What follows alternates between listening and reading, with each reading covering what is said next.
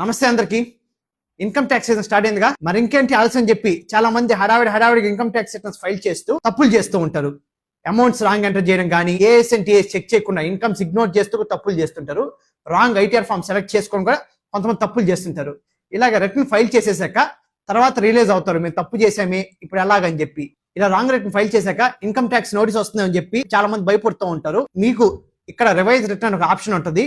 మీరు మీ యొక్క రిటర్న్ తప్పుగా చేసామని చెప్పి మీరు రియలైజ్ అయితే మీకు రిటర్న్ ఫైల్ చేశాక ఎన్ నెంబర్ ఆఫ్ టైమ్స్ మీ యొక్క రిటర్న్ మీరు రివైజ్ చేసుకోవచ్చు 31st డిసెంబర్ వరకు వితౌట్ లేట్ ఫీజ్. అదేవిధంగా లేట్ ఫీజ్తో 31st మార్చ్ వరకు మీ యొక్క రిటర్న్ రివైజ్ చేసుకోవచ్చు. సో ఇలా రివైజ్ చేసుకోవచ్చు కదని చెప్పి మీరు తప్పులు చేస్తూ రిటర్న్ ఫైల్ చేయకండి. ఫస్ట్ టైమే జాగ్రత్తగా రిటర్న్ ని ఫైల్ చేయండి. అయినా కానీ ఏమైనా తప్పులు జరిగితే అప్పుడు రివైజ్ రిటర్న్ అనే ఆప్షన్ ని ఫైల్ చేయండి. మీకు కానీ ఏమైనా అసిస్టెన్స్ కానీ ఇన్కమ్ ట్యాక్స్ ఫైలింగ్స్ కానీ కావాలంటే స్క్రీన్ మీద కనిపిస్తున్న నెంబర్ కి కాల్ కానీ వాట్సాప్ కానీ చేయండి. జాగ్రత్తగా ఇన్కమ్ ట్యాక్స్ రిటర్న్ ఫైల్ చేయండి. రన్ అవుట్ అవ్వకండి. బై.